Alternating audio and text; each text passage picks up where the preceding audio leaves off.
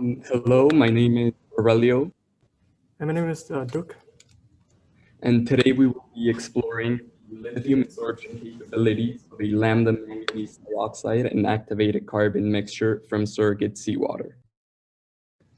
So to re-emphasize the project title that was just mentioned by Aurelio, our goal in this research is to look at and understand the absorption behavior of 𝛌-MnO2 in seawater, and also determine whether seawater can be a promising lithium deposit in the near future.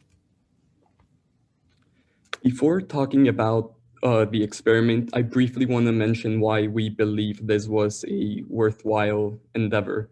And this is because lithium-ion batteries are the most commonly used batteries in the world.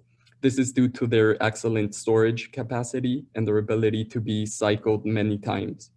However, the big problem with lithium is that the supply of lithium in the world is somewhat limited, not necessarily by how much lithium there is in the ground, but by how much lithium we can actively extract.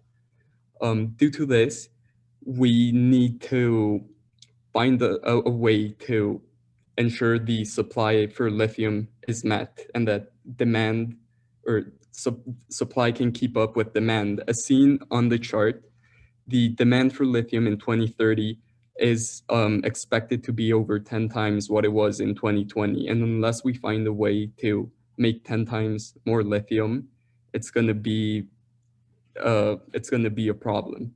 Of these methods, or of these resources, seawater was found to contain an estimated over 200 billion tons of lithium, which is more than enough lithium to cover the near and long-term future of the lithium-ion batteries and the lithium related fields. However, extracting lithium from seawater is somewhat complicated as traditional methods don't really work. As such, new methods such as selectrodialysis or SED, co-precipitation, and adsorption have been developed. Selectrodialysis or membrane electrodialysis uses an electrolytic cell with a membrane that allows one to isolate a more concentrated lithium brine on one side by passing a current through it. This is very selective and is easily scalable, so this is a promising method. Co-precipitation, on the other hand, includes adding chemical agents to seawater in order to precipitate out metal ions, which can then be more easily refined. However, this can be costly depending on the agents used and takes a relatively long time.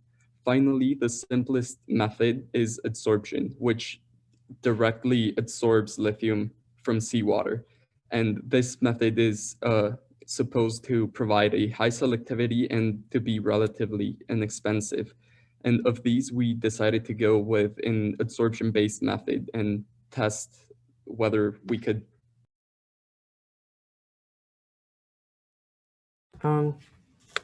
So the way that, so how does absorbent works and what are these absorbents? So specifically, lithium absorbents are made from precursors that contain lithium, but upon removal of lithium using an acid, the vacancy sites of lithium are retained by hydrogen and atoms instead.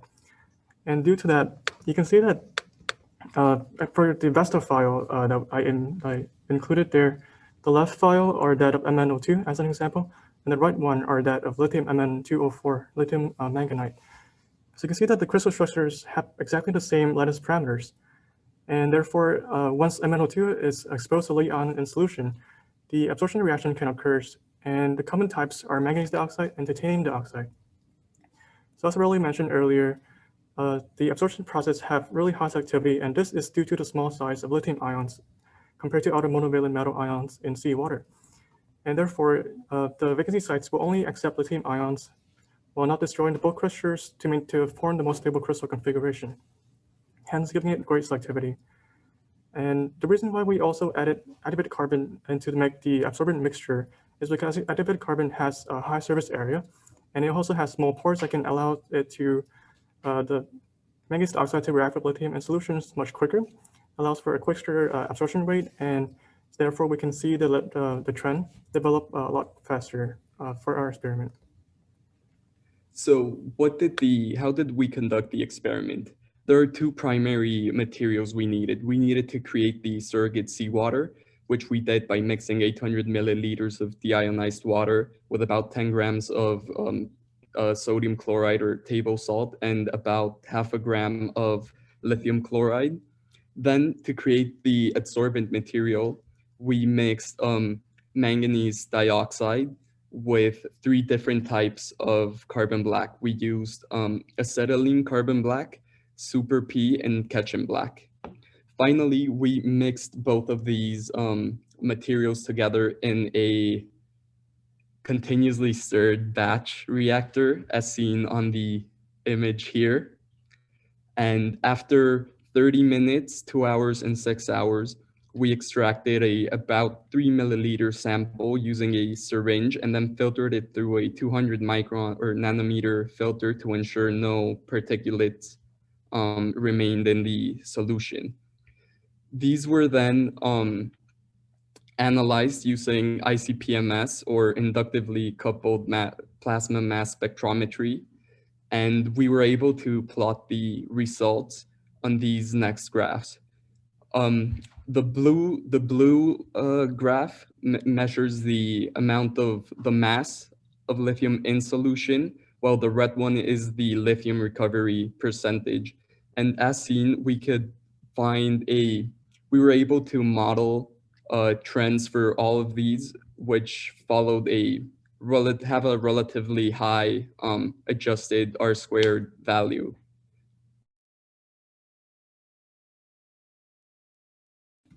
To following what Aurelio just discussed, we want to quickly mention that, so look at the table in the discussion section. You can see that the average pore size of all 3 types of carbon black are a lot larger than both of the metal ions that are available in the solution. So thereby, we expected that the differences in the absorbent mix makeup doesn't affect the selectivity of lithium ion.